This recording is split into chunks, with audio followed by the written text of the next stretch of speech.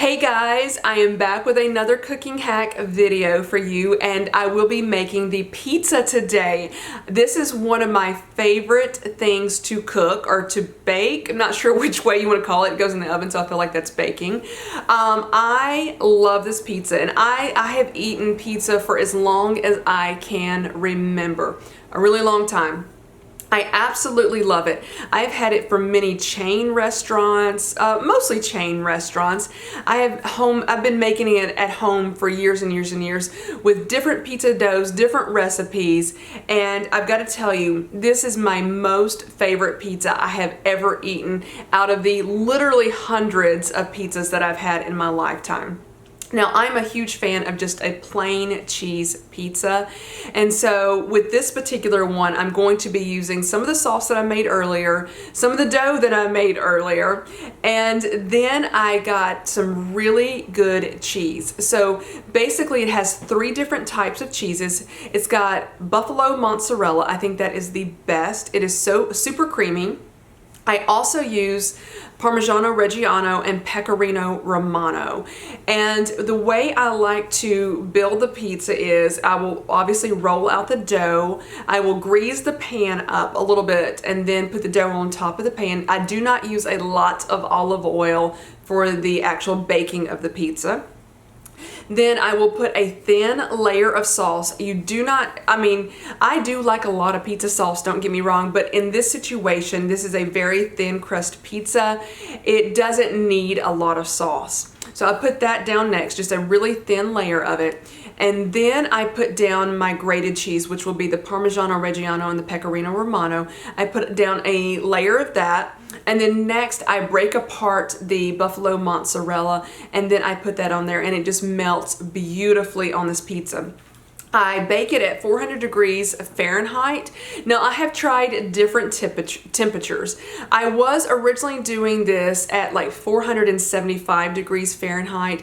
I thought it needed to be that hot. Now, if you do have a pizza oven, it will be much hotter than that, and the pizzas can get done in like 90 seconds. We're talking about like 800 degrees Fahrenheit. So I thought I needed to get the oven as hot as I could get it. And I was finding that the cheese on the pizza was not, it wasn't, I don't know how to describe it. Especially the Parmigiano Reggiano and the Pecorino Romano, it wasn't melting into the mozzarella. And it was just like, it was almost like it was burning a little bit before it melted into the pizza.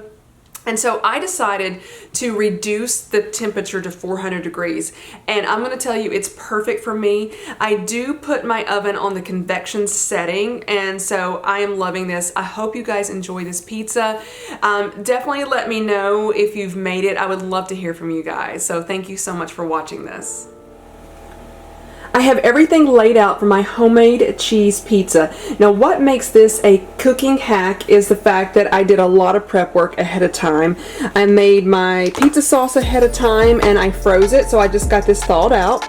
I've got my dough that I made ahead of time, and I've let it thaw on the counter to sit it out and let it thaw. I pre-grated my Parmesan and Pecorino Romano cheese, so I got Parmigiano Reggiano, Pecorino Romano mixed up in here.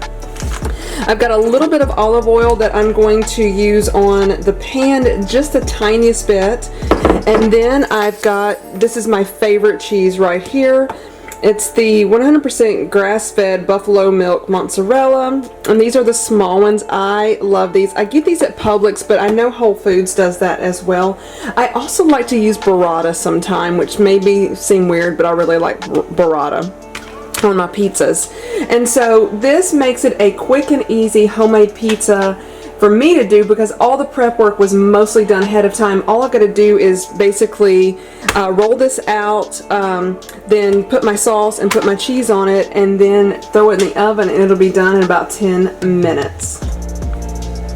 This is the baking sheet that I used, and it may look a little oily right now because it is, and I thought I was recording this and I wasn't. So I'm going to redo this again for you guys, and I apologize, that is Coco barking her head off at something. What I do right here is just put, I'm not going to do as much as I normally do because I'd already done it, but I put just a little bit of olive oil on the pan, and then I grab a paper towel and I just rub the olive oil into the pan. And you do not want a lot, you just want enough to coat the pan. And if you put too much, your pizza will get greasy, and I personally don't like that. So I'm just going to put a little bit like that. So now I'm going to move on and make the pizza for you. I put some flour on my work surface because I don't want the dough to stick. And I also cleaned the surface very well before I started this process.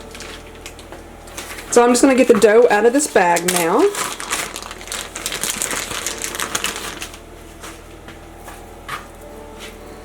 And so here it is. It's not too sticky right now. And just pat it out.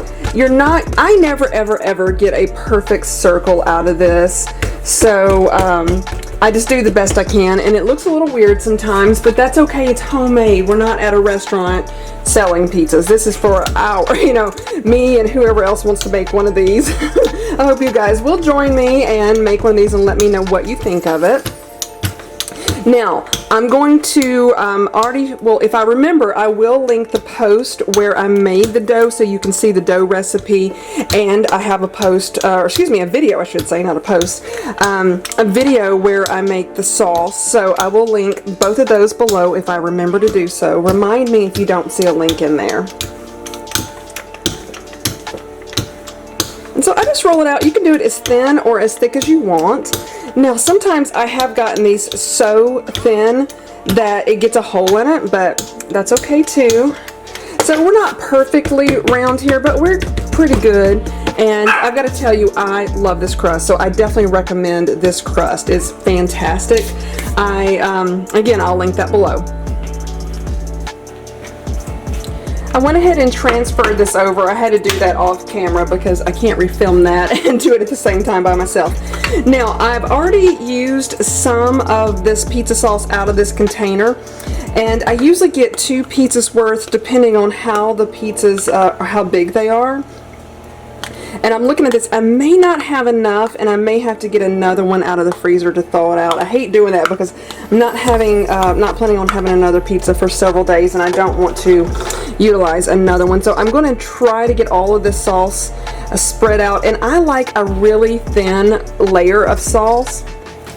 And the reason I do is because when you get too much sauce on there, it just gets really kind of wet, and I personally don't like that.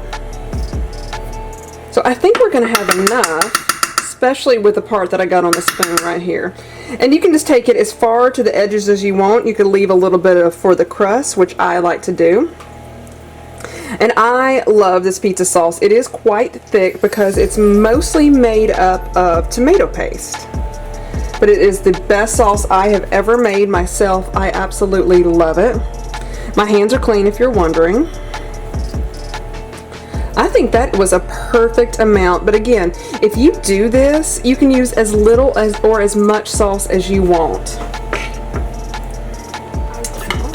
I personally like to put a layer down of my grated cheese first, so I'm using the Parmigiano Reggiano and Pecorino Romano blend right here.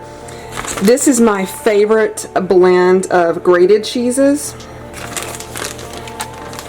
And so I probably won't use all that's in this bag. I think that's a pretty good layer. Let me do a little bit more right here. I like to do that first because the mozzarella that I use just melts down on top of it. Oh, it is just amazing. And what I find with this blend of cheese, especially the Parmesan, it doesn't melt as well if it is on top, but if you put the mozzarella on top, it just melts into it, and it's fantastic. So this is what one of these little mozzarella things are. I just pinch it off and just put it down wherever you feel the need to place it. That was a weird statement, sorry about that. And I use, again, it's just up to you how much you want. I like a lot of cheese, but just, little cheese or as much cheese as you want. It's completely up to you. And just continue to do this. And I will also tell you, if you wanted to do some like grilled onions or caramelized onions on top, that would be fantastic as well. Now, my mom personally, when I make one for her, she likes very little cheese and she likes a lot of bell peppers and onions, so that's what I would make for her.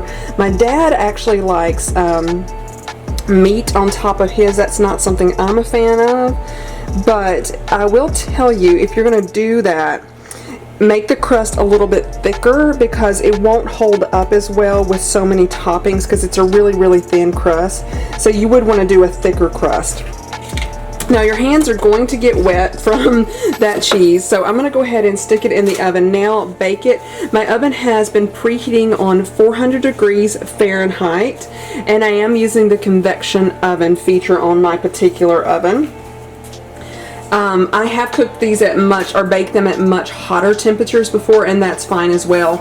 I've just found out through a lot of trial and error that I love the convection oven at 400 degrees Fahrenheit, and I get a perfect pizza that way. Here is the finished product, and it was in the oven for approximately 10 to 11 minutes. And I'll show you the bottom of the crust. Hopefully we can see that. So it's pretty much done like that. I just think this crust is really good. Some of the best crust I've ever eaten for pizza wise. And I love thin crust pizzas. They're my absolutely favorite kind. So I'm gonna go ahead and cut this now and enjoy it, and I cannot wait to eat it. Let me know if you made one of these pizzas. I would love to hear from you guys.